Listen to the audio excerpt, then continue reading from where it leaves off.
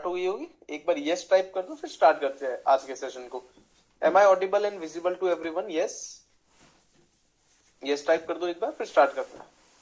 Okay, Pranay Singh yes, ठीक है। बाकी लोग भी थोड़ा सा एक्टिव बैठो क्लास के अंदर। Yes Divyansh, perfect.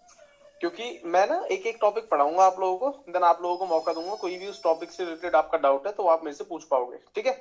ओके, आज के सेशन को हम स्टार्ट करेंगे। आप देखो क्रिप्टो कोर्स के अंदर आए हो, इसका मतलब आप इंटरेस्टेड हो बिटकॉइन इथीरियम के अंदर ट्रेड करने के लिए। ओके, आई एम श्योर आप लोग कुछ ना कुछ करने की कोशिश कर भी रहे होगे मार्केट में, थोड़ा बहुत आपने जरूर देखा होगा, है ना। प्रणय, दिव्यांश, अशोक, ओके। आप लोग सिंपल ये देखो, मैं जो चार्ट्स देख रहा हूं वो मैं देख रहा हूं ट्रेडिंग व्यू पे, ठीक। आप ट्रेडिंग व्यू पे भी देख सकते हो, आप अपने ब्रोकिंग प्लेटफॉर्म पे भी देख सकते हो, आपकी मर्जी है। मैं ट्रेडिंग व्यू प्रेफर करता हूं, ठीक है। दूसरी चीज, जब मुझे ट्रेड लेना होता है तो मैं वापस अपनी ब्रोकिंग ऐप के अंदर आ जाता हूँ, यहां से मैं अपना ट्रेड प्लेस कर लेता हूँ, कोई दिक्कत नहीं है।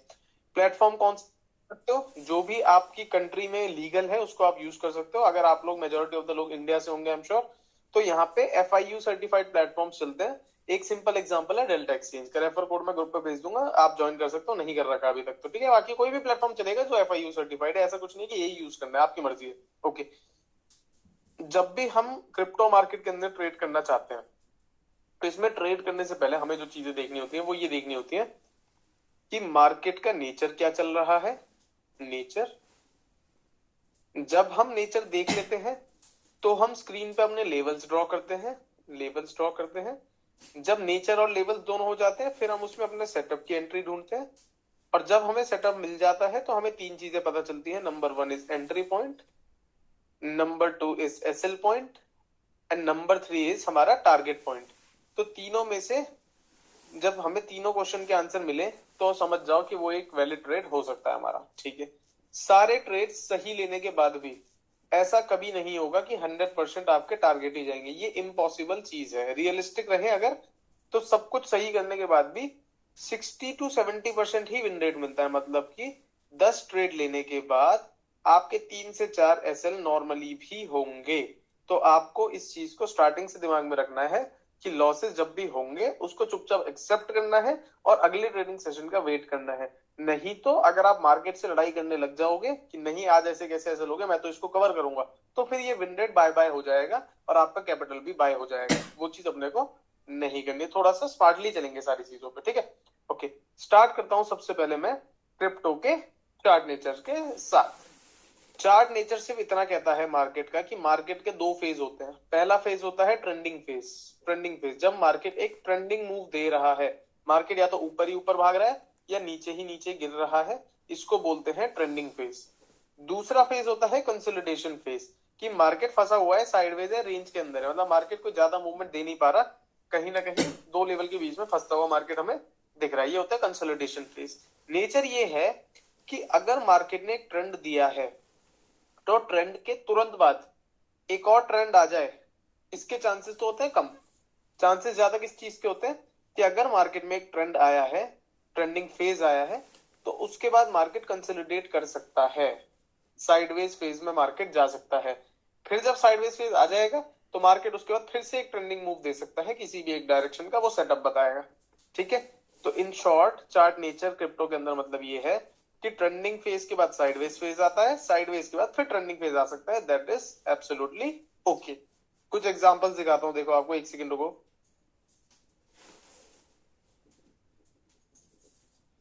आपको ये चीज बार बार देखने को मिलेगी। फॉर एग्जाम्पल दिस, मार्केट एक कंसोलिडेशन फेज में था, ट्रेंडिंग मूव आ गया, ट्रेंडिंग मूव के बाद फिर कंसोलिडेशन फेज में रहा, फिर ट्रेंडिंग मूव आ गया, फिर कंसोलिडेशन फेज में रहा, फिर ट्रेंडिंग मूव आ गया। मतलब consolidation trend, consolidation trend, consolidation trend, ये मार्केट में काफी ज्यादा होता है। और ऐसा नहीं सिर्फ इथीरियम के लिए, या आप बिटकॉइन में भी चेक करोगे तो आपको काफी बार यही चीज देखने को आपको मिलेगी। अभी ये तो रिसेंट एग्जांपल दिखा दी मैंने, थोड़ा पीछे चल के भी दिखाऊंगा ना तो सेम ही चीज आपको देखने को मिलेगी कि अगर मार्केट में कहीं ट्रेंडिंग फेज आया है, फॉर एग्जाम्पल ये एक ट्रेंडिंग मूव आया है, तो उसके बाद मार्केट फिर कंसोलिडेट करता है, या कंसोलिडेशन के बाद मार्केट में ट्रेंडिंग मूव आ सकता है। क्लियर दिख रहा है आप लोगों को? यस। बड़े टाइम फ्रेम में चलते हैं। मान लो मैं वन डे टाइम फ्रेम पे भी चला जाऊं, ये आ गया मैं वन डे टाइम फ्रेम पे, टाइम फ्रेम की तो बात ही नहीं है, मैं तो आपको बस बताना चाह रहा हूँ कि यहाँ पे फेजेस मार्केट में थोड़े ऐसे ही चलते हैं, like this.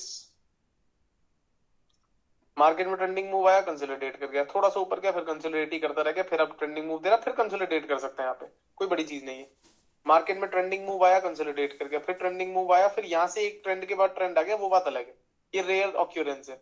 Majority of the times market में यही होता है कि कंसोलिडेशन के बाद ट्रेंड, ट्रेंड के बाद कंसोलिडेशन, ट्रेंडिंग मूव आया, कंसोलिडेट कर गया, फिर ट्रेंडिंग मूव आया, फिर कंसोलिडेट कर गया, ये बहुत नॉर्मल नेचर है मार्केट का। और किसी टाइम फ्रेम में चलते हैं, सपोज करो मैं आर्ली टाइम फ्रेम में चलता हूँ, आर्ली टाइम फ्रेम में भी ये चीज आपको बहुत ज्यादा देखने को मिलेगी कि अगर मार्केट एक कंसोलिडेशन मूव से निकला है, कंसोलिडेशन फेज से निकला है, साइडवेज फेज से निकला है, उसके बाद एक ट्रेंडिंग मूव आ सकता है, ट्रेंडिंग मूव से निकला है तो फिर कंसोलिडेशन फेज आ सकता है, ये मार्केट का बड़ा नॉर्मल नेचर है, ठीक है। ये हमें एक आइडिया दे सकता है कि मार्केट में जो हम ट्रेड्स प्लान करेंगे वो किस तरीके से हम प्लान करना चाहेंगे। इसको एक लाइन में आपको लिखवा देता हूं मैं। अगर मार्केट में कंसोलिडेशन आ सकती है तो टारगेट्स छोटे रखते हैं, 1:3 अराउंड इनफ है। अगर ट्रेंडिंग के चांसेस हैं तो 1:3 से ट्रेल करके we target for 1:5, 1:8 and as long as possible, क्योंकि फिर बढ़िया ही मूव आ सकता है हमारे फेवर में, ठीक है। इतनी बात क्लियर है सबको? यस और नो? यस टाइप करो, फिर आगे बढ़ूंगा। बड़ी सिंपल सी बात मैंने आपको बताई।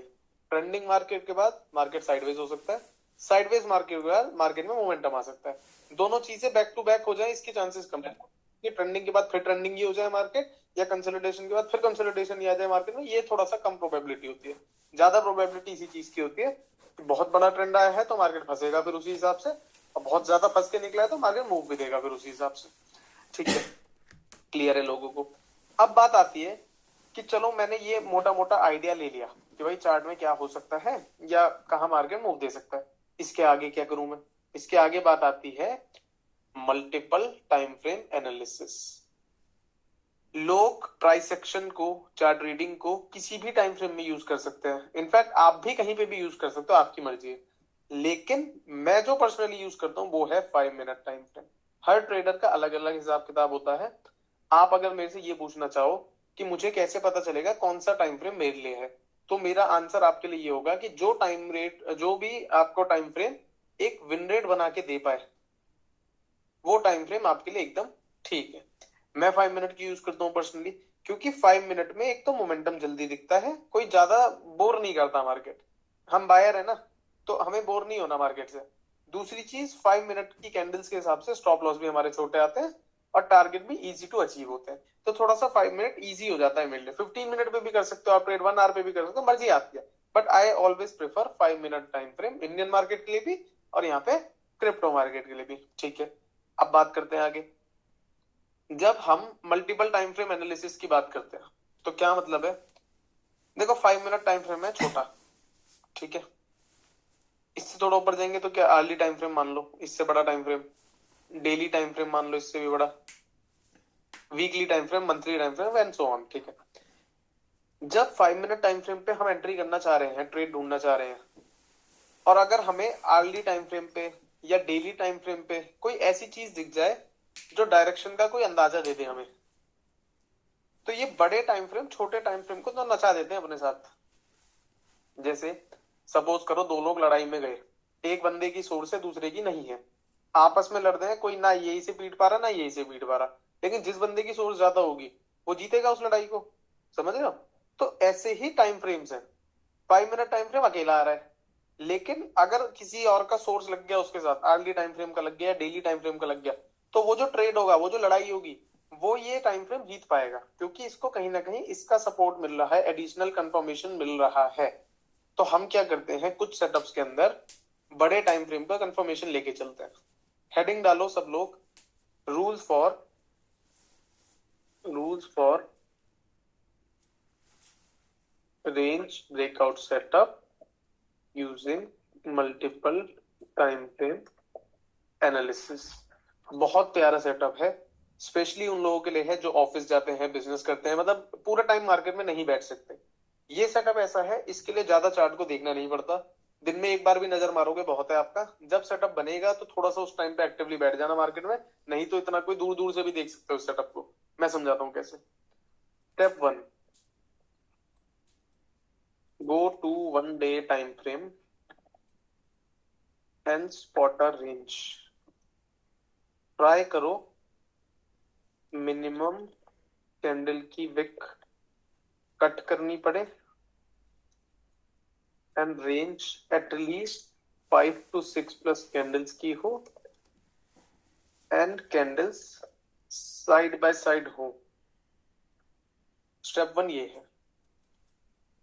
स्टेप टू, इस रेंज का हाई एंड लो मार्क करो एंड देन छोटे टाइम फ्रेम पे आके, छोटा टाइम फ्रेम कौन सा, 5 मिनट्स पे आके wait for a breakout. Entry candle का एसएल रहेगा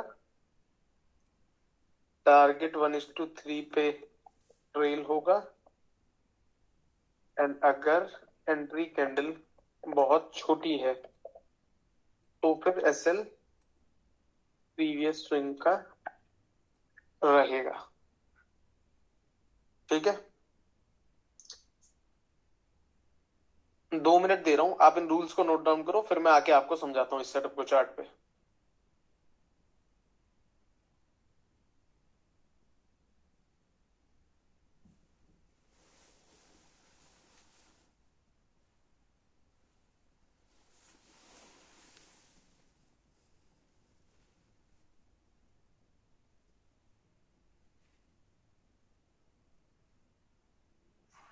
अब देखो यहाँ पे मैंने आपको क्या बताया कि स्टेप वन है कि हम 1 day टाइम फ्रेम में जाते हैं। देखो इथीरियम के भी 1 day पे आ गया, मैं बिटकॉइन के भी 1 day पे आ गया। ठीक है, हमें स्पॉट करना होता है ऐसी रेंज जहां पे मार्केट हमें साइडवेज होता हुआ दिखे। फॉर एग्जाम्पल, बहुत सारे एग्जाम्पल देखेंगे, डोंट वरी।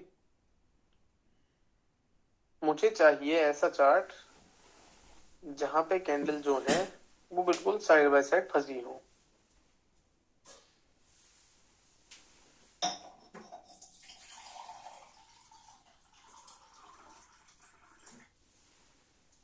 आपको 2 तरह के एग्जाम्पल ढूंढ के दिखा रहा हूं मैं, रुक जाओ।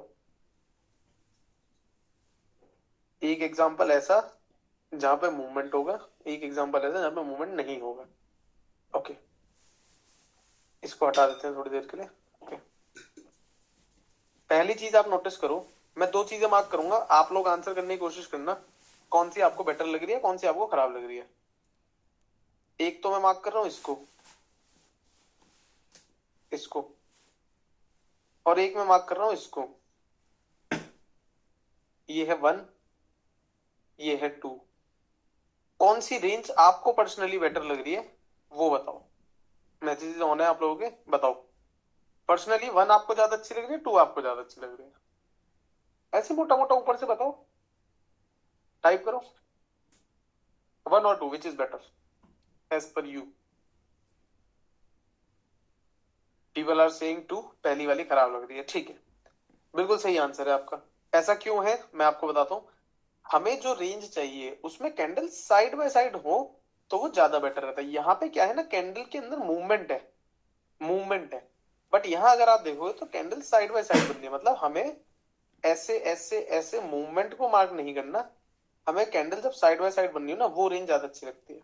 ठीक है, अब इन रेंजेस को मार्क कैसे करते हैं। फॉर एग्जाम्पल, अगर हमें इसे ही मार्क करना है, साइड बाय साइड कैंडल दिख रही है आपको, दिख रही है जी। यहां से स्टार्ट कर दो और यहां तक मार्क कर दो। ठीक है, कलर इसका ग्रीन कर देते हैं, ब्लू ही कर देते हैं, चलो अजीब सा लग रहा है, ये लो। ठीक, हमने वो सारी कैंडल मार्क कर ली जो साइड बाय साइड फंसी हुई है, कोई कैंडल काटी वाटी नहीं है हमने। पहली कैंडल ये हटाइए, इतनी लंबी नीचे तक है, यहां तक मार्क कर लेंगे तो रेंज तो बची ही नहीं फिर, है ना। तो ये हमने मार्क करके छोड़ दिया 1 day टाइम फ्रेम पे। डेल्टा पे चल के मार्क कर लेते हैं इसको सच में, फिर छोटे टाइम फ्रेम पे जाके देख लेंगे। रुको, ट्रेडिंग व्यू का फ्री वर्जन है, पीछे का चार्ट नहीं दिखाता ज्यादा। ये देखो,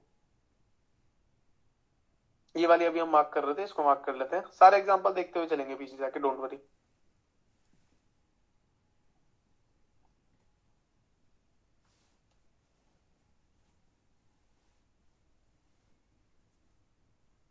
ये हमने मार्क कर दिया, समवॉट लाइक दिस।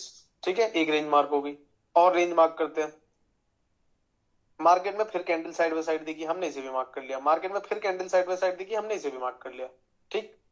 जो जो कैंडल हमें साइड बाय साइड दिखेगी, मतलब ऐसे ऐसे ऐसे ऐसे ऐसे बनती हुई दिखेगी, अगर कैंडल में मूवमेंट है फिर नहीं मार्क करेंगे। जैसे कि ये यहां तक का मार्क हो सकता है, यहां तक का, यहां तक का, क्योंकि यहाँ कैंडल साइडवेज है, 5 से 6 चाहिए है, तो ये भी मार्क हो सकता है।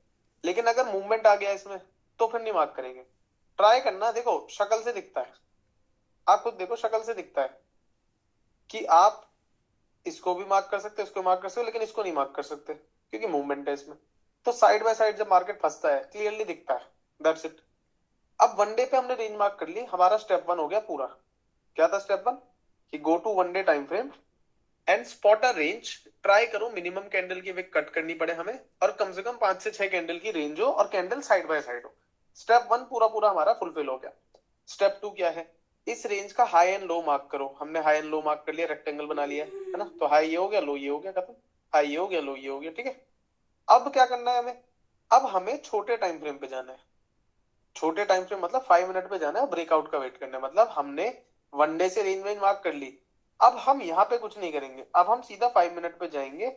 ये है 1 मई 30 अप्रैल का चार्ट, चलो 5 मिनट पे गए, और अब पीछे अपने, अभी तो ये पुराना हो गया ना थोड़ा सा, तो 5 मिनट में तो बहुत देर लगेगी पीछे पहुंचने में। और यही ट्रेडिंग व्यू पे करना चाहूंगा तो पीछे का चार्ट नहीं दिखाएगा। अभी तो हम टेस्ट कर रहे हैं पीछे का, जब लाइव करोगे तब तो आप ट्रेडिंग व्यू पे भी कर सकते हो, कोई दिक्कत नहीं है।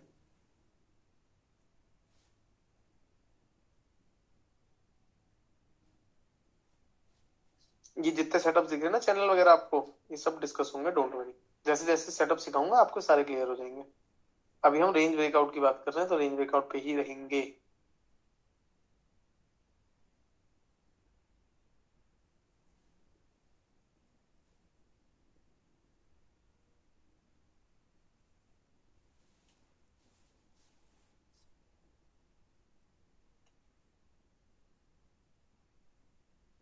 ये आ गई हमारी रेंज जो हमने मार्क करी थी वनडे टाइम फ्रेम पे। कौन सी रेंज है ये भी दिखा देता हूँ। ये वाली रेंज है अपनी, ये वाली रेंज है, ये वाली रेंज है। ठीक है। हमने कम से कम कैंडल काटी, साइड बाय साइड वो रखी है, और एक रेंज है ये वाली साइड बाय साइड कैंडल्स। ठीक। आ गई जी अपने चार्ट पे। हमने वनडे पे मार्क करी रेंज, इस वाली रेंज की बात हो रही है, इस वाली। जब मार्केट इसका हाई या इसके लो के नीचे क्लोजिंग देगा या ऊपर क्लोजिंग देगा, यहाँ पे ऐसे मार्केट चल रहा है, अगर ये मार्केट ऐसे यहाँ से जाके ऐसे जाके ऊपर क्लोजिंग दे दे तो अपसाइड का ट्रेड प्लान करूंगा। अगर नीचे क्लोजिंग दे दे तो डाउन साइड का ट्रेड प्लान करूंगा, दैट्स इट। ठीक है। वेट करते हैं, चलने दो, चलने दो। अब देख रहे हो इतनी सारी कैंडल बन रही है अंदर, क्योंकि वनडे की रेंज है। वनडे की रेंज तो बहुत बड़ी हो गई, और 5 मिनट में हजारों कैंडल हो गई, करोड़ों कैंडल हो गई। इग्नोर, हमें तो अपना वेट करना है ब्रेकआउट का। वनडे पे रेंज मार्क करने के बाद वनडे का काम खत्म। अब जो हो रहा है 5 मिनट पे हो रहा है। ओके। 5 मिनट पे हमें इतनी बढ़िया क्लोजिंग मिली, ये रही। ठीक। हम क्या करेंगे, इसी कैंडल का स्टॉप लॉस रख के 1:3 का ट्रेड लेंगे। जितनी बड़ी कैंडल उतना ही बड़ा टारगेट हो जाएगा हमारा। चलने दो।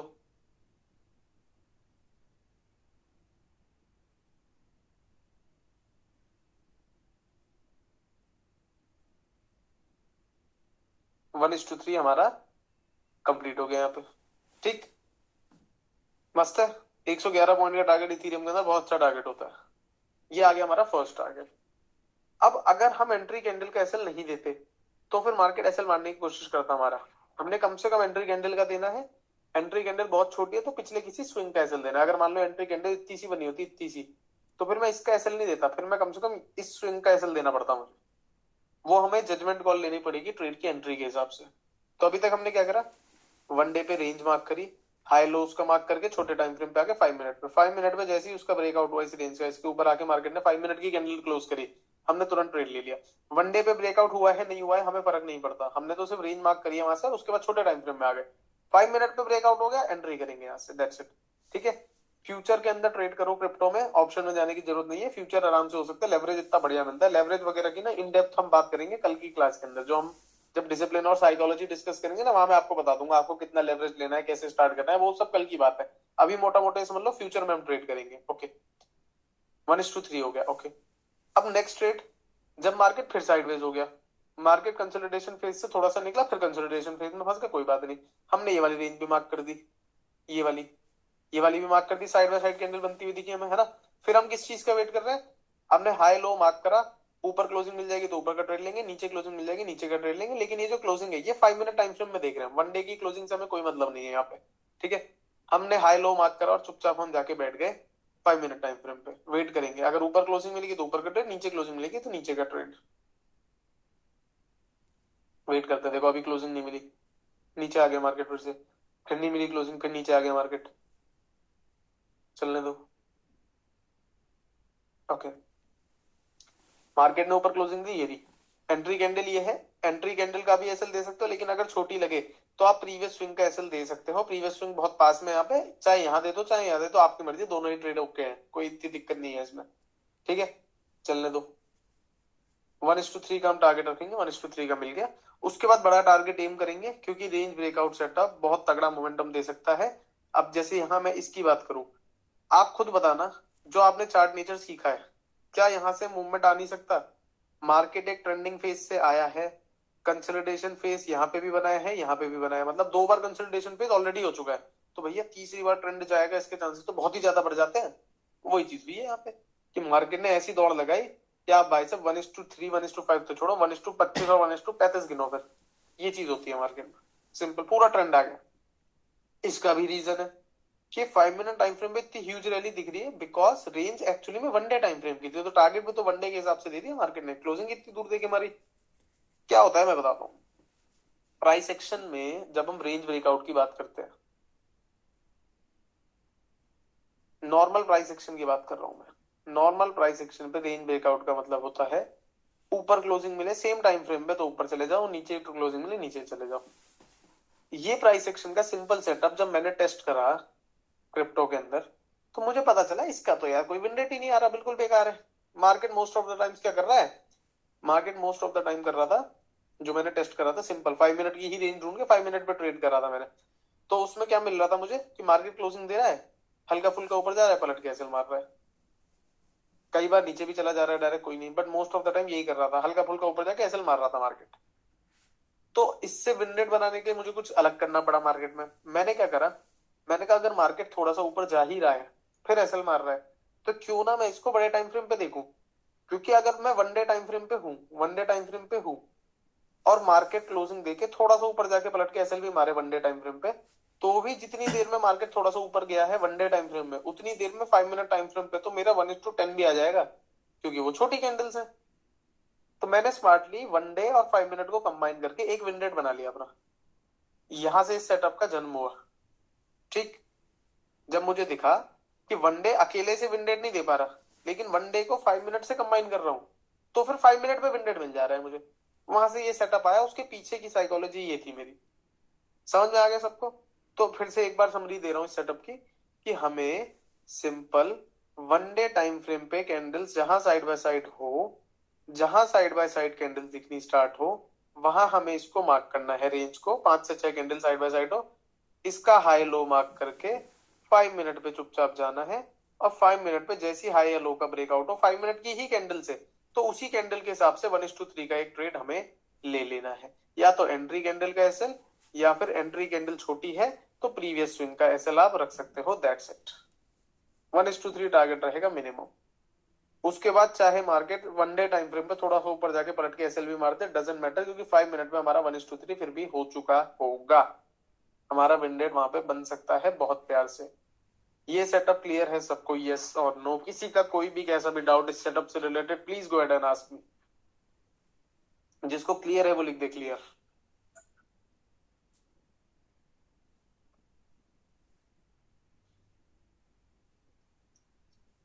ओके, प्रणय सिंह क्लियर, संजय को भी क्लियर। स्विंग एक्सप्लेन कर दो सर एक बार, रवि अभी हर सेटअप में ये स्विंग एक्सप्लेन होगा, डोंट वरी। बिल्कुल 100% क्लियर हो जाए, कुछ भी नहीं है इसमें तो। ओके सर, लेकिन पहले वाले एग्जांपल में इतनी बड़ी विक छोड़ी है तो उनको अवॉइड नहीं करेंगे। अशोक मेरे भाई, आप फर्स्ट एग्जांपल में इस विक की बात कर रहे हो मेरे से, इस विक की, इस विक की, इस विक से हमारा क्या मतलब?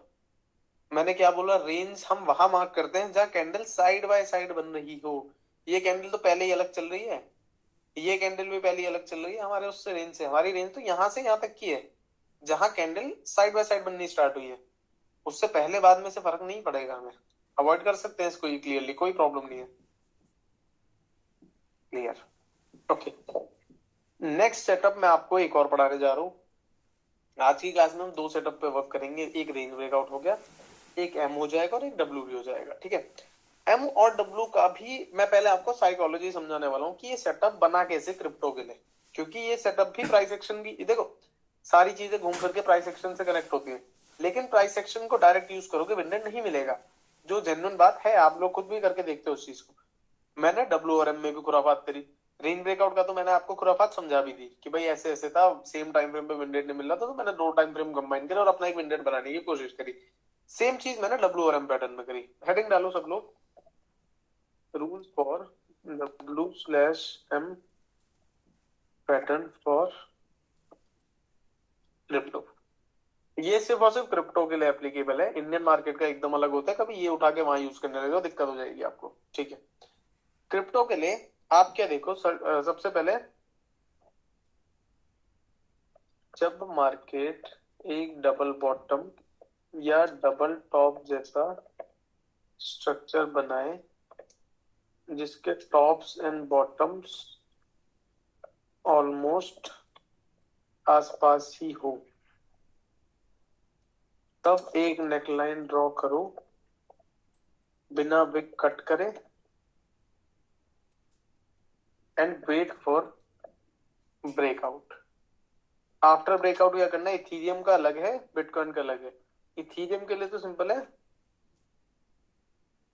हाफ क्वांटिटी से एग्रेसिव एंट्री डायरेक्ट ब्रेकआउट पे ले सकते हैं। बिटकॉइन ब्रेकआउट के बाद एंट्री नहीं करनी, पहले मार्केट को एक स्विंग बना लेने दो एंड उस स्विंग के क्रॉस होने पे एंट्री करो बिना क्लोजिंग के। एसएल एंट्री कैंडल और neckline as per the chart और any swing, target 1:3, then trail. 2 minute दे रहा हूं, पहले इसको लिख लो, फिर आपको ये भी चार्ट पे समझाऊंगा। बड़ा सिंपल और प्यारा सेटअप है।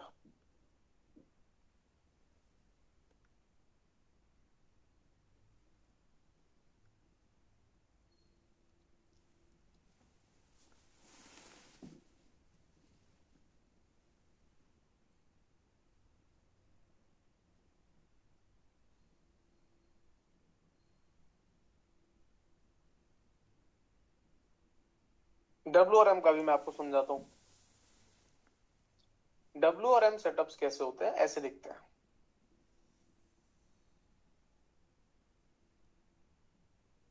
इसको डबल बॉटम भी कह देते हैं, जब मार्केट एक डब्ल्यू टाइप का स्ट्रक्चर बना के देता है हमें।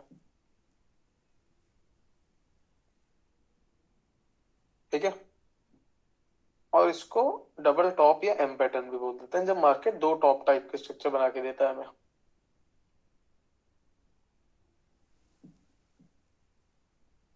ठीक है, मैं यही कह रहा हूं, इस सेटअप का सीधा सीधा मतलब ये है कि जब मार्केट हमें ऐसे स्ट्रक्चर के अंदर दिखाई दे, तो हमें नेकलाइन बनानी होती है सेंटर पॉइंट से, विक्स नहीं काटते हम। ठीक है, सेंटर पॉइंट से दोनों तरफ एक्सटेंड कर देते हैं इसको। ये हो गया डब्ल्यू, और ऐसे ही सेंटर पॉइंट से दोनों तरफ एक्सटेंड करके बनाते हैं इसको, ये हो गया एम पैटर्न। ठीक है, जैसे ही मार्केट क्लोजिंग देगा, फॉर एग्जांपल मार्केट ने यहां क्लोजिंग दे दी, नेकलाइन के ऊपर ब्रेकआउट दे दिया, ऐसे ही मार्केट ने यहां क्लोजिंग दे दी, नेकलाइन के नीचे ब्रेकआउट दे दिया, तो आप इथीरियम के अंदर अलग तरह से एंटर करोगे, बिटकॉइन के अंदर अलग तरह से एंटर करोगे। इथीरियम के अंदर क्या है, आपको क्लोजिंग मिली, आप डायरेक्टली एक एंट्री कर सकते हो। स्टॉप लॉस एंट्री कैंडल का दे देना, या कोई और कोई स्विंग सा दिखे तो उसके नीचे का एसएल दे सकते हो। लेकिन बिटकॉइन के अंदर ऐसा नहीं चलेगा। इथीरियम के अंदर तो कुछ नहीं है, सिंपल है। ये तो इथीरियम हो गया, लेना चाहो स्क्रीनशॉट ले लो। इथीरियम की तो सिंपल एंट्री है, लेकिन आधी क्वांटिटी से लेंगे, रिस्की होता है थोड़ा सा। अब जो कम रिस्की चीज है, यही वाली एंट्री, ये प्राइस एक्शन की एंट्री है, सिंपल। इसी एंट्री को अगर आप बिटकॉइन के अंदर बैक टेस्ट करोगे, आपको विंडेड नहीं मिल पाएगा। बिटकॉइन के अंदर हमें छोटा सा चेंज करना पड़ेगा। क्या चेंज करना पड़ेगा, कि बिटकॉइन ने हमें क्लोजिंग दी, हमने एंट्री नहीं करी। मार्केट थोड़ा ऊपर करा, हमने फिर भी एंट्री नहीं करी। मार्केट वापस नीचे आया गया रीटेस्टिंग करने, हमने फिर भी एंट्री नहीं करी। हम एंट्री करेंगे जब मार्केट, ये नए स्विंग को बनाए हुए स्विंग को, जब मार्केट यहां से दोबारा से क्रॉस करेगा, क्रॉस करते ही यहां एंट्री हम करेंगे बिटकॉइन के अंदर। ये होगी हमारी एंट्री फॉर बिटकॉइन। पहले क्लोजिंग मिली, नहीं करी एंट्री, ऊपर गया मार्केट, कुछ नहीं करा, वापस रीटेस्टिंग करने आया, कुछ नहीं करा, मार्केट इसको भी क्रॉस करेगा जब पिछले हाई को, वो हम एंट्री पॉइंट बनाएंगे, और तब हम क्लोजिंग का भी वेट नहीं करेंगे, डायरेक्ट एंट्री करेंगे। ऐसे ही अगर डाउन साइड में क्लोजिंग मिली, यह एंट्री नहीं करेंगे, मार्केट को नीचे जाने दो, वापस ऊपर आने दो, फिर जब उसको क्रॉस करेगा मार्केट, तो हम इस एरिया में कहीं एंट्री करेंगे। This will be our entry point. Take a screenshot. मतलब बिटकॉइन में एक नया स्विंग बनने के बाद जब उस स्विंग को मार्केट क्रॉस करेगा तब एंट्री करेंगे, उससे पहले नहीं करेंगे। ओके, अब एग्जांपल देखते हैं दोनों के, चलो। अब आपको बहुत सारे ट्रेड समझ में आ जाएंगे ऐसी। Let's do it. ये इथीरियम हो गया 5 मिनट पे, चलो। ये बिटकॉइन हो गया 5 मिनट पे, चलो। और ये सारे 5 मिनट वाले सेटअप में कोई ऐसी दिक्कत ही नहीं है इसमें। ठीक है, अब ढूंढते हैं। फॉर एग्जाम्पल,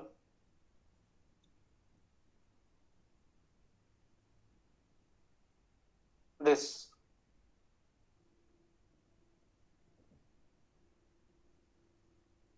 डबल टॉप जैसा कुछ दिख रहा है, एक टॉप ये रहा, दूसरा टॉप ये रहा, ऐसे दिख रहा है, ऐसे डबल टॉप है आपको भी ऐसे। सेंटर पॉइंट से नेकलाइन बना के छोड़ दो। सेंटर पॉइंट से नेकलाइन बना दी, ये रही, दोनों तरफ एक्सटेंड कर दी, ये एंड ये। ठीक, मार्केट ने हमें नेकलाइन के नीचे क्लोजिंग दी है, यहाँ पे ये रही क्लोजिंग। ठीक है, हम यहाँ डायरेक्ट एंट्री नहीं करेंगे, बिटकॉइन है क्योंकि। इथीरियम होता तो डायरेक्ट घुस जाते हैं, बट बिटकॉइन है तो नहीं घुसेंगे। हम वेट करेंगे कि मार्केट एक स्विंग बना दिया, और इस स्विंग को क्रॉस करे। जब जैसे ही स्विंग को क्रॉस करा, हम जो ट्रेड लेंगे वो यहां से लेंगे, इस स्विंग को क्रॉस करते ही। स्टॉप लॉस इसी स्विंग का हाई दे देंगे, और उसके बाद टारगेट लेंगे किसी नेक्स्ट सपोर्ट लेवल तक, या 1:3 वैसे हमें एम करना होता है। कायदे में हमारा टारगेट जो बनता है वो लंबा बनता ज्यादा, बट यहाँ पे एक सपोर्ट लेवल अड़ता हुआ दिख रहा है। लेवल वर्कशॉप के अंदर आपको सिखा रखा है ना, मार्केट, सॉरी, तो मार्केट इस एरिया से टप्पा खा के पलट सकता है। तो यहाँ पे हम अपना प्रॉफिट बुक कर सकते हैं, पहला ये हमारा स्मार्ट डिसीजन होगा। ठीक है, सेटअप एकदम ठीक है, एंट्री एकदम ठीक है, और हमारा टारगेट भी हमें मिलता हुआ दिखा है सपोर्ट लेवल तक। और इससे भी एक और अच्छी चीज, इस डबल टॉप से जस्ट पहले मार्केट ने एक कहीं ना कहीं ट्राइंगल प्लस वेज भी बनाया है। ये ट्राइंगल और वेज स्ट्रक्चर क्या होता है, ये भी हमारा इसी कोर्स का पार्ट है, तो ये सेटअप भी आपको सिखा दिया जाएगा। तो फिर हमारी एंट्री यहीं से बन जाएगी। फिर एंट्री यहां से बनती है हमारी, स्टॉप लॉस यहाँ कहीं तक का आता, और तब हम ये वाला टारगेट कैप्चर करते सारा, तब 1:3 से ज्यादा भी मिल जाता। तो हमारी बेसिकली एंट्री पहले भी बन जाती इन्हीं चार्ट्स में। ठीक है, लेकिन अभी आपको मुझे एम सेटअप समझाना था, इसलिए मैंने आपको ये वाली एंट्री बताई। दोनों तीनों तरीके से एंट्री हो सकते हैं, बहुत तरीके एंटर करने के। और देखते हैं एग्जाम्पल, चलो।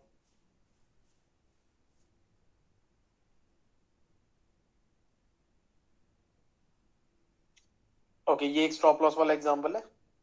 ठीक है, ट्रेंडिंग सपोर्ट से हमारा बहुत छोटा लॉस होता है इसमें, अभी रिसेंट का ही ट्रेड है ये। ठीक है, दो बॉटम बने सर, क्लोजिंग मिली सर, क्लोजिंग में एंट्री नहीं करी, क्लोजिंग में एंट्री नहीं करी। पहले मार्केट ने एक छोटा सा स्विंग बनाया, स्विंग को जब मार्केट क्रॉस करा तो एंट्री करी, इसी स्विंग के लो का एसएल रखा, टारगेट 1:3 रखने की कोशिश करी, मार्केट साइडवेज हो गया, कोई बात नहीं, ट्रेंडिंग सपोर्ट बनाया, वो टूटा, एग्जिट हो गया छोटे से एसएल पे, मंजूर है, सेटअप ठीक है एकदम। यहाँ पे एक और प्रोबेबिलिटी भी थी कि मार्केट कंसोलिडेशन फेज से निकल रहा था, तो ट्रेंडिंग मूव मिल जाता, तो ये ट्रेड बहुत अच्छा था। भले ही मार्केट ने वो ट्रेंडिंग मूव बाद में दिखाया, लेकिन यहाँ पे भी एक आ सकता था, पहले से नहीं पता चल सकता ना हमें कि मार्केट अभी देगा ट्रेंडिंग मूव या थोड़ी देर बाद देगा। That's it. और देखते हैं एग्जांपल, चैनल पे बाद में आएंगे। जो सेटअप जैसे जैसे पढ़ाऊंगा वैसे वैसे ही उसके एग्जांपल देखेंगे, नहीं तो आपको बहुत ज्यादा कंफ्यूजन होगा इसमें।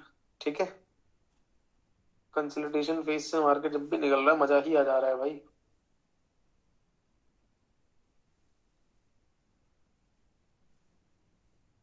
अच्छा, आप सोच रहे हो कि इनको मैं डब्ल्यूज क्यों नहीं मान रहा हूँ इनको, तो मैं आपको बता दूं, मैंने रूल के अंदर आपको ये चीज लिखवाई है कि मुझे डबल बॉटम या डबल टॉप में ये जो टॉप और ये बॉटम्स है ये आसपास चाहिए।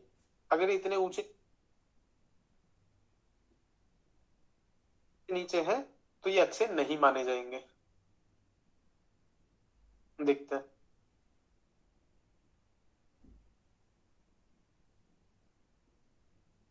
और कोई सुंदर से एग्जांपल। दो बॉटम बहुत अच्छे हैं, डब्लू बहुत अच्छा है, लेकिन यहाँ पे बिटकॉइन वाली एंट्री नहीं बन पा रही, इथीरियम वाली बनी है। मार्केट ने डबल बॉटम बनाया, क्लोजिंग दी, क्लोजिंग देते ही देखो ये बहुत छोटा सा स्विंग बना के इसको क्रॉस करने पे ले लो तो बात अलग है। लेकिन अगर थोड़ा बेटर स्विंग बनता तो ज्यादा अच्छा होता। इथीरियम के लिए ठीक है, बिटकॉइन के लिए इतना सूटेबल ये मुझे नहीं लग रहा है। मुझे बस मार्केट में इतना चाहिए बिटकॉइन में कि अगर मार्केट डबल बॉटम बना रहा है, क्लोजिंग दे रहा है, तो फिर थोड़ा सा स्विंग बना के स्विंग को क्रॉस करे। वो स्विंग दिखना तो चाहिए, बहुत ज्यादा छोटा हो गया। ठीक है, इतना बुरा नहीं है लेकिन बेटर भी नहीं है, अच्छा हो सकता था इससे और ज्यादा, इसलिए पहले ही मैंने आपको बता दिया कि मुझे इतना अच्छा ये नहीं लग रहा है। इथीरियम पे देखते हैं अब, सेम एग्जांपल आओ। इथीरियम का सही है भाई, इथीरियम है घर का वो इमेच्योर बिगड़ा हुआ बच्चा जो इतना डरता नहीं किसी चीज से, जो हो रहा है उन दो वाली चीज है ना। तो इथीरियम के अंदर मोस्टली आप देखोगे कि मार्केट सीधा ही दौड़ लगा देता है। दो टॉप बने, टॉप के नीचे क्लोजिंग मिली, डायरेक्ट एंट्री डायरेक्ट मोमेंटम।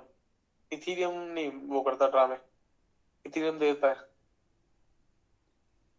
ये तो ट्रायंगल टाइप वेज टाइप है, इसको भी देखो डबल बॉटम नहीं बोलूंगा मैं, क्योंकि ये जो बॉटम्स है थोड़े ज्यादा गैप पे है। चलने को चल जाएगा बट चलाना नहीं है। बेटर सेटअप मिल सकता है तो बेटर ढूंढ लेंगे, चलाने वाली चीज होनी ही नहीं चाहिए आपके दिमाग में। ठीक है, और देखते हैं।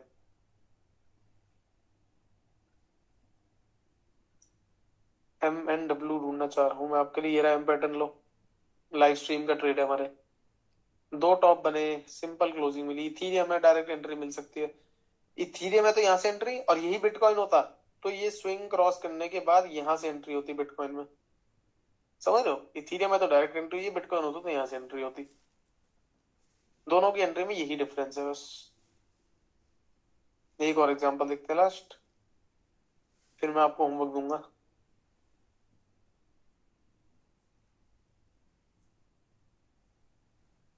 ये भी डबल टॉप है, दो टॉप, नेकलाइन, क्लोजिंग, मोमेंटम।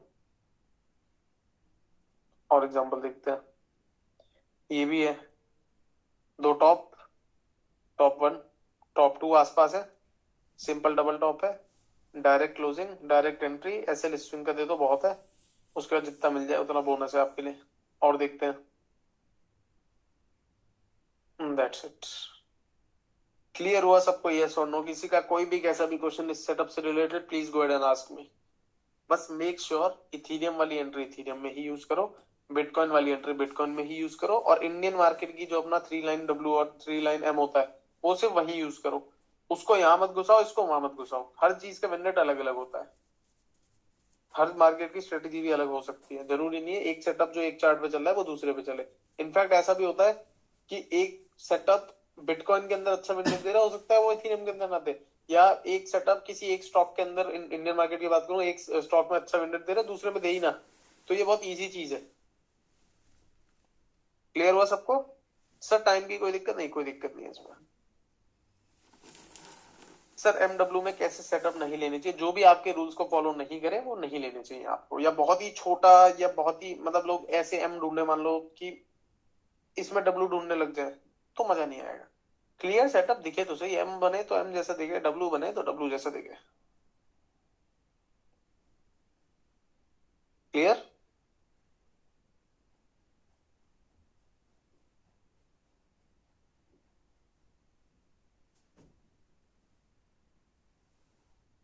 थोड़ा सा एक्टिव बैठ रहा है, 2 ही लोग मैसेज कर रहे हैं, बाकी जनता कहाँ है? रवि क्या नहीं समझ में आया आपको, बताओ। मैं आपको फिर से समरी देता हूँ, याद देखो। मैंने इतना बोला कि मार्केट में या तो मुझे 2 बॉटम जैसे स्ट्रक्चर दिखे ऐसा कुछ, या तो टॉप जैसा स्ट्रक्चर दिखे ऐसा कुछ। 2 तरीके की एंट्री पॉसिबल होती है। पहली एंट्री कब होती है? इथीरियम के अंदर, जिसके अंदर मैं ये चाह रहा हूँ कि मार्केट ने अगर ऐसा कुछ बनाया है, मैंने नेकलाइन बना ली है ऐसे, डायरेक्ट क्लोजिंग मिले, डायरेक्ट एंट्री हो सकती है फॉर इथीरियम। लेकिन अगर बिटकॉइन होगा तो मैं डायरेक्ट एंट्री नहीं कर पाऊंगा, मैं वेट करूंगा कि मार्केट एक स्विंग बनाए, स्विंग को क्रॉस करे, फिर मैं एंट्री करूं यहां से। भाई यही डिफरेंस है, इथीरियम में डायरेक्ट एंट्री हो सकती है, बिटकॉइन के अंदर हमें एक स्विंग बनने के बाद क्रॉस होने पर एंट्री करनी होती है, that's it. 5 minute time frame पे मैं इस सेटअप को यूज करता हूँ। सर इसका भी विन रेट कितना परसेंटेज है? 60-70, वो प्रणय आप निकालोगे। आप कितना विन रेट निकाल पा रहे हो? आपका विन रेट अलग आएगा, रोहित का अलग आएगा, रवि का अलग आएगा, प्रतीक का अलग आएगा। डिपेंड आप पे करेगा कि किस तरीके के डब्ल्यू और एम आप सेलेक्ट करोगे। ठीक है, वो अभी मैं उसी बात पे आ रहा हूँ, नेक्स्ट टॉपिक मेरा वही है। क्लियर सबको? Yes, perfect. अब यहाँ ध्यान दो, मैंने आपको बार बार एक बात बोली अभी कि इंडियन मार्केट के सेटअप इंडियन मार्केट में रखो, क्रिप्टो मार्केट के सेटअप क्रिप्टो मार्केट में रखो। ऐसा भी हो सकता है कि एक सेटअप एक स्टॉक के अंदर विंडेट अलग दे, दूसरे सेटअप के अंदर अलग विंडेट दे, और ये बिल्कुल ट्रू बात है, ऐसा ही होता है मार्केट में। आप क्या करोगे? जो सेटअप आपको समझ में आ रहा है, फॉर एग्जाम्पल अभी किसी ने पूछा क्या ये सेटअप 5 मिनट पे ही यूज करना है, मैंने बोला 5 मिनट पे ही मैं यूज करता हूँ। क्लास की स्टार्टिंग में मैंने आपको बताया कि प्राइस एक्शन और ये जितनी भी क्रिप्टो की चीजें हैं, ये आप किसी भी टाइम फ्रेम में यूज कर दो, ऐसा कोई रेस्ट्रिक्शन नहीं कि इसी पे करो। लेकिन मैं इसको यूज करता हूँ क्योंकि मैं इस पे एक विंडेट बना पाता हूँ अपना। आप कैसे पता करोगे कि क्या टाइम फ्रेम आपके लिए सूटेबल है? आपको कम से कम नहीं तो 3 से 4 महीने का डाटा बैक टेस्ट करना पड़ेगा। मैं कह रहा हूँ बहुत ज्यादा लगा 2 महीने का कर लो, ये तो 7 दिन वाला मार्केट है ना, तो हो सकता है ज्यादा लगे, चलो मैं कह रहा हूँ 2 महीने का डाटा बैक टेस्ट कर लो। आप एक सेटअप पकड़ो सबसे पहले। फॉर एग्जाम्पल आपने उठाया range breakout setup. Range breakout setup तो ऐसा है कि वो तो आप जितना चार्ट है सारा भी बैक टेस्ट कर लो, कोई दिक्कत नहीं, क्योंकि वो रोज नहीं बन रहा सेटअप, वो बनना है महीने 2 महीने में एक बार, लेकिन जब बन रहा है तो वो बहुत तगड़ा मूवमेंट दे रहा है ना। छोटे सेटअप से मान लो MW बैक टेस्ट कर रहे हो आप, तो आपने सबसे पहले मान लो इथीरियम के अंदर बैक टेस्ट करा, आपने पिछले 2 महीने का डाटा चेक करा, आपने जो सेलेक्ट करे, जस्ट अ सेकंड गाइस,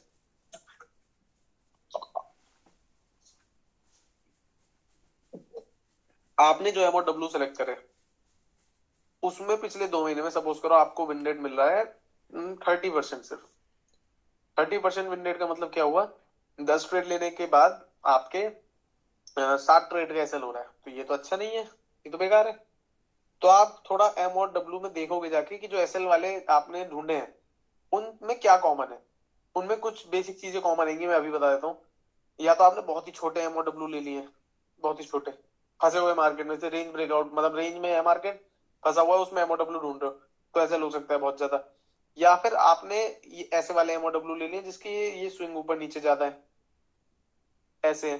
तो ये कॉमन मिस्टेक्स हैं, यही बैक टेस्टिंग करने का फायदा है कि आपको बहुत सारी चीजें समझ में आती है कि जितने ये आपके टेस्टिंग में ऐसे हो रहे हैं ना कुछ कॉमन मिलेगा। समझ रहे हो? ये टेस्ट करने से एक तो आपको विन रेट पता चलता है, ये तो पहला स्टेप है। बेनिफिट्स बता रहा हूँ टेस्टिंग के। सबसे पहले आपको अपना विन रेट पता चल जाता है, उसके बाद आपको कॉन्फिडेंस आ जाता है अपने सेटअप्स पे, उसके बाद आपका डर खत्म हो जाता है लोगों की। आपका नेक्स्ट क्वेश्चन यही आएगा मेरे पास कि भाई मुझे ट्रेड दिख जाते हैं, मैं ढूंढ भी लेता हूँ, मैं ले भी लेता हूँ, लेकिन मैं डर के मारे बाहर निकल जाता हूँ। वो भी यही रीजन है, आप इसलिए निकल जाते हो क्योंकि आप उस चीज को ढंग से टेस्ट नहीं कर रहे हो। डर का इकलौता रीजन है कि आप वो चीज पहली बार कर रहे हो, दूसरी बार कर रहे हो, कम कर रहे हो। बचपन में जब बहुत ही छोटे थे, पैदल चलते हुए डरते थे ना कि गिर जाओगे मुंह के बल, है ना, पेरेंट्स चलवाते थे ना, बहुत छोटे थे, फिर ऐसे थोड़े बड़े हुए तो साइकिल खुद नहीं चलाई, पहले डर लगता था गिरोगे, किसी ने चलवाई, या हो सकता है प्रैक्टिस करके आपने खुद चलाई हो, लेकिन स्टार्टिंग में डर लगता होगा, वो हट गया धीरे धीरे करके। फिर थोड़े और बड़े हुए तो बाइक चलाना सीखा, और बड़े हुए गाड़ी चलानी सीखी, और आगे जाके कुछ और भी सीखोगे। तो ये फियर सिर्फ तब होता है जब प्रैक्टिस की कमी होती है, लैक ऑफ प्रैक्टिस। वो कैसे पूरी होगी? चार्ट्स को देख देख के, समझ रहे हो? और ये पहले पुराना चार्ट चेक करो जो मैं आपको भी क्लास के अंदर करवाता जा रहा हूँ, आपको खुद भी करना है। उसके बाद ऐसे ही लाइव मार्केट के अंदर चेक करना है, लाइव मार्केट के अंदर।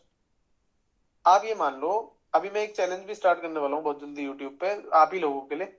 उसमें मैं आप लोगों को यही बोलूंगा कि लाइव मार्केट के अंदर एक एक्स नंबर ऑफ ट्रेड्स लेके दिखाओ एक ही सेटअप पे, और जब भी रूल तोड़ दो वो रीसेट होके जीरो पे हो जाएगा, फिर से जीरो से फिर से स्टार्ट करो। और यही चीज मैं आपको समझाना चाह रहा हूँ। आप लोग भी जब भी लॉस करते हो उसका रीजन सेटअप बहुत रेयर होता है। सेटअप तो लॉस का रीजन होता ही नहीं। सेटअप तो बहुत छोटे एसएल देता है, स्टॉप लॉस ही तो हिट करवाएगा। लेकिन आपको जब भी बड़े लॉस हुए हैं, बड़े लॉस होते हैं सिर्फ और सिर्फ एक रीजन से, वो हो आप खुद। जब आप या तो साइकोलॉजी मेंटेन नहीं कर पाए, या आप लॉस को एक्सेप्ट नहीं कर पाए, या आपने सोचा क्वांटिटी बढ़ा के इसको कवर कर देता हूं, क्योंकि एक आध बार मार्केट कवर करवा देता है लॉस, लेकिन फिर एक दिन सारा वापस ले जाता है। तो ऐसे नहीं करना होता, बड़ी सीधी सी बात है। Getting my point? ओके।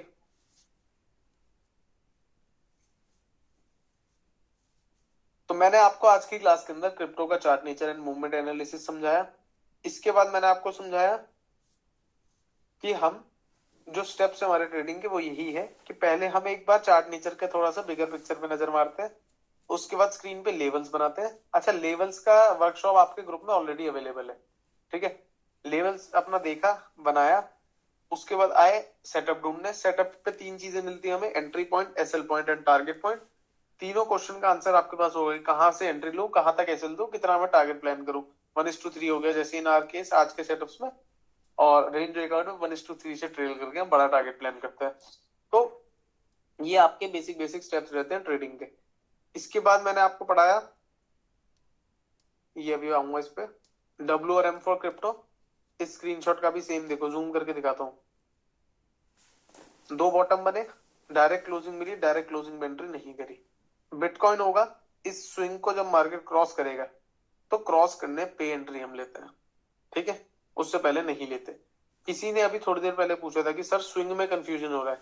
भाई स्विंग वो हर एक चीज है जहां से मार्केट एक नोक सी बना रहा हो, जैसे कि ये नोक सी बना रखी है, चोंच चोंच पहाड़ बोल दो, कुछ भी बोल दो, ये सब स्विंग है, सब स्विंग है। स्विंग्स जहां भी लटकी लटकी सी कैंडल हो, सब स्विंग होते हैं, सब स्विंग। तो जहां पे आप एंट्री कर रहे हो उससे पीछे जो भी चोंच दिखे वही स्विंग है, वहां तक कैसे आप दे सकते हो अगर एंट्री कैंडल नहीं दिख रही तो, है ना। स्विंग स्विंग वर्ड बड़ा जनरल वर्ड है, ऐसा कुछ स्पेसिफिक नहीं है, सब कुछ स्विंग है ये। भाई अगर ये है मार्केट ऐसे घूम रहा है, ऐसे घूम रहा है, तो ये बीच में स्विंग्स नहीं बोलूंगा मैं, या तो ऊपर वाली चोंच को बोल दूंगा या नीचे वाली चोंच को बोल दूंगा, ये है स्विंग और कुछ नहीं है, सिंपल, ठीक है। Coming back to the topic, यही अगर इथीरियम होता तो यहां से डायरेक्ट एंट्री हम प्लान कर लेते हैं। ये इथीरियम होता तो ये एंट्री होती है हमारी, और इथीरियम हमारा एसएलवी मार देता है इस केस में। दैट्स इट, ठीक है। विंडेड बनाने वाली बात है, कैसे हम बना पाएंगे। आप सोचते हो कि मैं सेटअप्स कहाँ कहाँ से लाता हूँ, भाई चार्ट में से ही लेके आता हूँ, तभी तो इतना टाइम ले लेके आती हैं चीजें। नहीं तो मेरा क्या जाएगा, मैं तो रोज नया कोर्स लॉन्च कर दूंगा, मुझे तो पैसे ही मिल रहे हैं, समझ रहे हो। बट वो काम ही नहीं करेगा, कुछ समझाने को ही नहीं होगा, कोई फायदा नहीं है उस चीज का। इसलिए बहुत टाइम में चीजें आती हैं। जो बंदा करेगा खुद से तो उसको तो समझ में आ जाएगा, लेकिन जो ऊपर ऊपर से देखते ना कि तो बड़ा इजी है मार्केट, तो मैं तो बस ऐसी सेटअप ढूंढूंगा ऐसी हो जाएगा, ऐसे नहीं होता। बहुत मेहनत लगती है भाई एक एक चीज के लिए, और ये दिमाग मारना ही बहुत बड़ी चीज है। अब कोई रेंज ब्रेकआउट देखेगा, विंडेड देखेगा, नहीं आ रहा छोड़ देगा। मैंने उसमें 1 डे और 5 मिनट कंबाइन करके विंडेड बनाया, समझ लो। तो यही डिफरेंस होता है कि कौन चार्ट के अंदर घुस के चीजें समझ रहा है, कौन ऊपर ऊपर से देख के चीज चेंज कर दे रहा है, ठीक है। So we have two entries, aggressive and conservative. Aggressive is Ethereum वाली, कंजर्वेटिव इज बिटकॉइन वाली, जो हम स्विंग क्रॉस होने का वेट कर रहे हैं अच्छे बच्चों की तरह, ठीक है। Next is range breakout for crypto. Range breakout में हमने सीखा कि हम 1 डे टाइम फ्रेम पे जाते हैं, रेंज को मार्क करते हैं, रेंज को मार्क करके 5 मिनट पे आते हैं, 5 मिनट का चार्ट ये आ गया। जब अगर ऊपर क्लोजिंग देगा तो ऊपर का ट्रेड लेंगे, नीचे क्लोजिंग देगा तो नीचे का ट्रेड लेंगे। एंट्री कैंडल का एसएल दे सकते हैं, प्रीवियस स्विंग का एसएल दे सकते हैं, और उसका 1:3 टारगेट रख के ट्रेल करके फिर और लंबा टारगेट के लिए हम एम करते हैं। ये हो गया रेंज ब्रेकआउट। ये इथेरियम बिटकॉइन दोनों के लिए सेम चीज है। Done, okay. कल हम क्या क्या पढ़ेंगे, कल हम बाकी सेटअप सीखेंगे, वेज एंड ट्राइंगल सीखेंगे अपना, हम अपना पैरेलल चैनल सीखेंगे। पैरेलल चैनल में बहुत अच्छा विंडेड आजकल मार्केट दे रहा है, उसके बाद फिर हम बाकी चीजें डिस्कस करेंगे, ठीक है। आज की क्लास का जो लास्ट टॉपिक रहेगा, पहले तो बताओ भाई कोई डाउट पूछ लो, बहुत जल्दी जा रहे हैं टॉपिक्स। आपको पूछ ही नहीं रहे कुछ, क्लियर है सबको अभी भी, या मैं ज्यादा अच्छा पढ़ा रहा हूँ आज, क्या सीन है? क्लियर है तो मैं होमवर्क देता हूँ फिर आपको। रोहित कुमार सर, बिटकॉइन में आपने क्या क्लोजिंग का वेट नहीं करना है तो सर एंट्री मुश्किल हो जाएगी। रोहित कुमार आप एक बात ध्यान दो यहाँ पे, बिटकॉइन के अंदर क्या हो रहा है, मान लो ये डब्ल्यू है, ठीक है भाई, अभी की बात पे आ रहा हूँ, यहाँ ध्यान दो, ये नेकलाइन है, ठीक है भाई। अगर हम यहां से डायरेक्ट एंट्री करना चाहते तो एकदम से दिक्कत होती। क्लोजिंग तो हमें ऑलरेडी मिल गई ना, यहाँ पे क्लोजिंग मिल गई हमें ब्रेकआउट की, नेकलाइन की, लेकिन हम जान के यहाँ एंट्री नहीं कर रहे, क्लोजिंग हमें ऑलरेडी मिल चुकी है, हम नहीं एंट्री कर रहे। हम चाह रहे हैं कि मार्केट घूम फिर ले, स्विंग बना दे, फिर जब इसको जैसे ही क्रॉस करेगा तो हमें एंट्री करनी पड़ेगी यहाँ पे। यहाँ पे फिर एक और क्लोजिंग का वेट करोगे तो कोई फायदा ही नहीं है, क्योंकि सेटअप की क्लोजिंग तो हमें ऑलरेडी मिल चुकी है ना, हम जान के एंट्री नहीं कर रहे, हम एक स्टेप पीछे चल रहे हैं कि दिन दिन के एसएल मारने हो मार्केट को मार ले, जब मार के दोबारा जाएगा ऊपर तो हम बैठेंगे साथ में, दैट्स इट। यहाँ पे दोबारा क्लोजिंग का वेट नहीं करेंगे, क्लोजिंग हमें उस सेटअप की पहले ही मिल चुकी है, हम तो जान के एक स्टेप डिले करके चल रहे हैं कि भाई तुम कर लो पहले, अगर तुम्हारा एसएल होना होगा हम तुम्हें देखेंगे एसएल करवाते हुए, हम लेकिन तब बैठेंगे मार्केट में जब हमें भरोसा होगा हमारे सेटअप पे कि अब एसएल इतनी आसानी से नहीं मारेगा मार्केट, दैट्स इट, ठीक है, परफेक्ट। सर आप ऑलवेज ज्यादा अच्छा ही पढ़ाते हो, थैंक यू भाई। किसी का और कोई डाउट पूछ लो, क्लियर है सब, बस बैक टेस्टिंग की कोई एप्लीकेशन है या फिर वही ट्रेडिंग पे करे। देखो एप्लीकेशन सॉफ्टवेयर शॉर्टकट कुछ नहीं होता प्रणय, आप ही को करना पड़ेगा और अच्छे से करना पड़ेगा, बिल्कुल ऐसे बैठो जैसे आज सैटरडे, ठीक है, क्लास एंड होने के बाद कुछ मत करो, थोड़ा सा रेस्ट लो, खाओ पियो, हल्का फुल्का वॉक वॉक करो, वर्कआउट करो, कुछ भी करो, मतलब थोड़ा सा माइंड फ्रेश करो। अभी क्या है ना, इतना सारा सीख लिया, एकदम से चार्ट में बैठोगे तो बहुत बहुत बहुत हो जाएगा, मत करना, कंफ्यूज हो जाओगे। थोड़ी देर का रेस्ट लेना, फिर चार्ट पे आना, होमवर्क मैं बता रहा हूँ वो होमवर्क करना, ये लो homework, homework for today. First is look for some chart nature examples, मतलब देखना कि हाँ जो चार्ट नेचर समझा वो खुद से भी देखना कि कंसोलिडेशन फेज के बाद ट्रेंडिंग फेज आ रहा है मार्केट में, उसके बाद फिर कंसोलिडेशन फेज आ रहा है, मोस्ट ऑफ द टाइम्स ये आपको देखने को मिलेगा। दूसरा होमवर्क होगा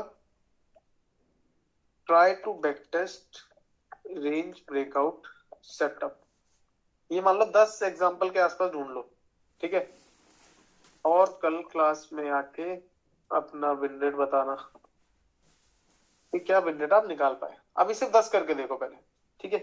तीसरा होमवर्क बैक टेस्ट 5M/W इन बिटकॉइन, बिटकॉइन वाली एंट्री लगे, एंड 5M/W इन इथेरियम, उसमें अलग एंट्री है। कल क्लास में आके अपना विन रेट मुझे बताना।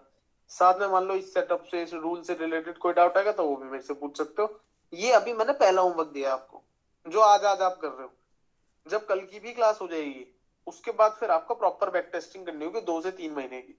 वो कैसे होती है, आप सिंपल चार्ट खोलो इस तरीके से और एक डायरेक्शन से स्टार्ट कर लो। मान लो किसी को स्टार्ट करना है, ऐसा करो आपकी, मान लो दिसंबर चल रहा है अभी, ठीक है, आप पीछे जाओ, अक्टूबर नवंबर कर लो, 2 महीने हो गए, ठीक है, ये अक्टूबर का चार्ट आ गया, यहाँ से स्टार्ट कर दो बैक टेस्ट करना, यहाँ से देखते हुए चलो। अब पहले ये नहीं एक साथ सारे सेटअप ढूंढूंगा मैं, पहले मैं एमडब्ल्यू की बात करूँ तो एमडब्ल्यू स्टार्ट करूंगा, चलता हुआ जाऊंगा कि इथेरियम में कितने एम बने, कितने डब्ल्यू बने, क्या विन रेट आया, फिर देखूंगा गंदे वाले एम कौन से उनको हटा दूंगा, अच्छे वाले एम कौन से उनको रख लूंगा, फिर देखूंगा क्या विन रेट इंप्रूव हो रहा है, इस तरीके से। फिर ऐसे ही मैं बिटकॉइन के अंदर करूंगा, ठीक है, सिंपल सी बात है। और ये आप एक तरह से देखोगे ना, ये देखो जो ये सेटअप्स रहते भी है ना, इन सेटअप में जो खास बात है वो यही है कि जब हम 5 मिनट पे एंटर कर रहे हैं ना तो हमारे जो एसएल आ रहे हैं वो छोटे आ रहे हैं, एसएल बड़े आएंगे तो हमें ही दिक्कत होगी, इसलिए हम 5 मिनट पे रहना प्रेफर करते हैं हमेशा। ट्राई हम यही करते हैं कि मार्केट हमें मिनिमम लॉसेस के साथ मैक्सिमम टारगेट दे दे। अब मुझे मार्केट एक ट्रेंड में दिखाया यहां से, ऐसे मेरे दिमाग में क्या थॉट प्रोसेस आएगी कि भाई मार्केट कंसोलिडेशन फेज में जा सकता है, उस कंसोलिडेशन फेज में मुझे 1:3 पहले मिल सकता है, छोटा टारगेट रखूंगा और अपना ट्रेंडिंग रेजिस्टेंस बना के तैयार बैठूंगा। वही चीज मार्केट में हुई, मार्केट फंस गया लेकिन 1:3 मोटा मोटा हमें मिल गया। ये तो कल ही मैंने वीडियो डाल दी थी, आधा यहीं तक था मार्केट, यहाँ कहीं चल रहा था, कल ही बता दिया था मैंने आपको। अब इस मान लो इस सेटअप के अंदर मैं उम्मीद में बैठ जाऊं कि मुझे तो 1:8 मिलेगा जी, मैं ट्रेल ही नहीं करूंगा तो मैं गलत हूं ना, फिर तो मुझे तो पता है ट्रेंडिंग मार्केट के बाद कंसोलिडेट कर सकता है मार्केट, तो उस चक्कर में मैं पूरा एसएल क्यों दूंगा अपना, बिल्कुल भी नहीं दूंगा। भले ही एसएल यहाँ हिट नहीं हुआ वो बात अलग है, भले ही ऐसे लेट नहीं हुआ, मार्केट यहीं घूम फिर के और नीचे आ गया, लेकिन ये मुझे पहले से नहीं पता हो सकता ना, मैं तो अपने रूल्स के हिसाब से ही चलूंगा। वो रूल जो मुझे बड़े बड़े लॉसेस से बचा सकता है, मुझे एक विन रेट दे सकता है। Getting my point. और ये सारे सेटअप्स में अब जैसे ये देखो, यहाँ ट्रेंडिंग रेजिस्टेंस बनाया तो मार्केट ने मुझे छोटे उस पर प्रॉफिट में निकाल दिया, और यही सेम चीज जब यहाँ करी ट्रेंडिंग सपोर्ट बनाया तो मार्केट ने मुझे इतने बड़े टारगेट में बिठा भी तो दिया। तो यही चीज होती है। ठीक है, इन सेटअप को सबको कल डिस्कस करेंगे। तो आज की क्लास में मेरी तरफ से सारे टॉपिक्स बहुत अच्छे टाइम से कवर हो गए हैं आज। किसी के मन में अभी भी कोई क्वेश्चन रह गया हो तो मेरे से प्लीज पूछ लो, फिर डाउट शेयर करके इस क्लास को एंड करेंगे और रिकॉर्डिंग शाम तक आपके बैच ग्रुप में आ जाएगी। ठीक है, कल की क्लास थोड़ी सी लंबी चल सकती है, अगर आप लोग डाउट पूछोगे तो, डाउट नहीं पूछोगे तो फिर वो भी जल्दी खत्म होगी। आप लाइव स्ट्रीम में आप खुद के लिए जो एनालिसिस करते हो कि ये नो ट्रेडिंग जोन है, ये जोन से हम पुट साइड या कॉल साइड इंक्लाइन हो जाएंगे, सर वो सिखाएंगे ना अशोक मेरे भाई, वो चार्ट नेचर ही होता है। फॉर एग्जाम्पल, अगर आपको ये चार्ट दिख रहा है, एक नॉर्मल सी बात बताना, जो अभी सीखा है उसी के बेसिस पे, मार्केट आपको यहाँ ऐसे ऐसे गया है, यहाँ आ गया, यहाँ से आप किस चीज में इंटरेस्टेड हो गए, आप खुद बताओ। आप बोलोगे पुट साइड में ज्यादा इंटरेस्टेड हो, कॉल साइड में एकदम से इंटरेस्टेड नहीं होऊंगा। क्यों नहीं होऊंगा? क्योंकि कंसोलिडेशन फेज आने की प्रोबेबिलिटी ज्यादा है मार्केट में। अगर कॉल साइड में जाना भी है तो फिर मार्केट इस फिस के सबसे ऊपर निकले। क्यों निकले? ताकि ये ट्रेंडिंग सपोर्ट मतलब ट्रेंडिंग फेज ही कंटिन्यू हो जाए फिर मार्केट में। समझ रहे हो? या फिर अगर आपको डाउन साइड में जाना है और ज्यादा, आप देखो यहाँ रिसेंट में जाता हूँ, मैं रिसेंट चार्ट में ये दिख रहा है मार्केट मरा हुआ पड़ा है मुझे। ठीक है, मरा हुआ मार्केट दिख रहा है मुझे, तो मैं इसके और इसके बीच में क्यों ट्रेड लूंगा जब मुझे ऑलरेडी रेंज दिख रही है। मुझे अगर अपसाइड का ट्रेड लेना होगा तो मैं इसके ऊपर ही प्लान करूंगा, डाउन साइड का लेना होगा तो इसके नीचे ही प्लान करूंगा। ये चीज हो जाती है। समझ रहे हो? जो आप मेरी लाइव स्ट्रीम वाली पॉइंट की बात कर रहे हो, वो 6 साल 8 साल में समझ में आती है इतनी ज्यादा इजीली। आपको देख के लगता होगा ना यार ये तो बड़े प्यार से बता देते हैं एक ही मिनट में कि यहाँ ये लेना चाहिए, वहां पे लेना चाहिए, वहां जाते ही मार्केट दौड़ भी लगा देता है, यहाँ आते ही मार्केट दौड़ लगाता है। वो भी टाइम इंप्रूव होगा, बट चलेगा चार्ट नेचर पे ही। ठीक है, धीरे धीरे स्पीड इंप्रूव होगी। अभी आपको सोचना पड़ेगा चार्ट को देख के बहुत देर तक, उसके बाद धीरे धीरे प्रैक्टिस होगी तो फिर ऐसा हो जाएगा कोई नींद में भी उठा के बोलेगा नहीं कि अशोक भाई क्या हो सकता है मार्केट में, तो आप वो बता पाओगे कि हाँ यार ऐसा ऐसा है मार्केट, मुझे दिख रहा है कि मार्केट ऐसे ट्रेंडिंग के बाद कंसोलिडेशन में चल रहा है, इस कंसोलिडेशन में मैं ट्रेड नहीं लूंगा, अगर लूंगा भी कोई तो 1:3 टारगेट रखूंगा, नहीं तो रेंज जब इस कंसोलिडेशन पे इससे बाहर निकलेगा, अगर अपसाइड में निकल जाएगा तो अपसाइड का ट्रेड प्लान करूंगा, क्योंकि फिर कहीं ना कहीं ये वाला भी तो मूव है ना, और अगर डाउन साइड में तो डाउन साइड पे जाऊंगा मैं, सिंपल सी बात है। ये हो जाता है। आई होप अब आपको क्लियर हो गया होगा। नेक्स्ट, सर MNW में एटलीस्ट कितने कैंडल्स बनने चाहिए, ग्रीन और रेड या मिक्स? ऐसा कोई रूल नहीं है अभी, बस M और W जो आपका बने वो विजिबली आपको बड़ा दिखना चाहिए, बहुत छोटा नहीं होना चाहिए। ठीक है, फॉर एग्जाम्पल ऐसा नहीं होना चाहिए, कभी इसको M बना लो, M बने तो दिखना चाहिए M जैसा, W बने तो दिखना चाहिए W जैसा, मरा मरा नहीं होना चाहिए बिल्कुल। ठीक है, मरा मरा से मेरा वर्ड वर्ड मतलब मैं थोड़े वैसे देसी यूज कर रहा हूँ, मरा मरा का मतलब है साइडवेज, रेंज बाउंड।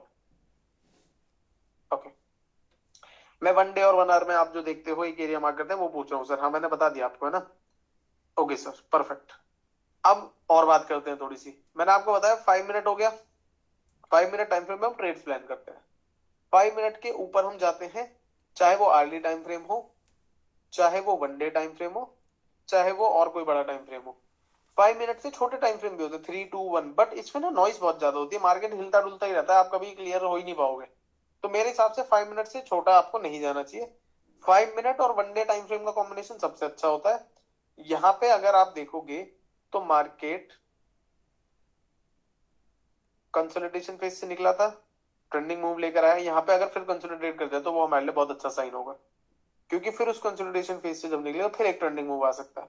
मैं तो मार्केट से भाई बहुत जोर से चाह रहा हूँ कि मार्केट एक ही जगह पे कैंडल बना दे और मेरा रेंज ब्रेकआउट सेटअप मुझे दे दे। बहुत दिन से बना भी नहीं है, मैं वेट कर रहा हूँ, है ना? तो फिर एक बड़ा मूव मिल सकता है। सेम गोज फॉर बिटकॉइन, कि अगर bitcoin side by side candle थोड़ी ज्यादा बनानी स्टार्ट करते तो फिर हमें एक मूव देखने को मिल सकता है हमारे फेवर में। तब तक जब तक कुछ क्लियर डायरेक्शन नहीं मिल रहा है 1 डे टाइम फ्रेम में, तो 5 मिनट पे तो सेटअप हम ढूंढ ही रहे हैं, उसमें तो कोई दिक्कत ही नहीं है। ठीक है, दैट्स इट। ऑलराइट, और किसी का कोई डाउट जिसको क्लियर है वो लिख दे क्लियर। सेशन आप लोगों के पास शाम तक आ ही जाएगा ग्रुप में।